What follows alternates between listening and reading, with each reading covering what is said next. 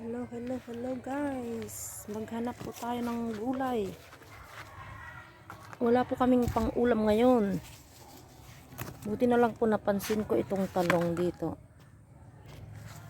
Marami naman na po siyang bunga, kaya lang maliliit. May mga saluyot pong tumubo dito.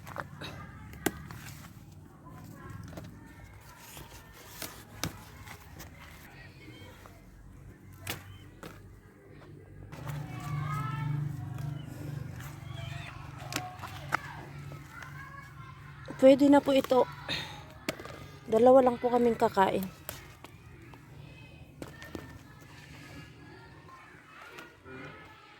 Haluan lang po natin ng itlog.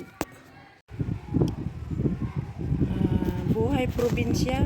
Kasya na po yung ulam na yan sa 2 tao. May nakuha pa po akong binhi.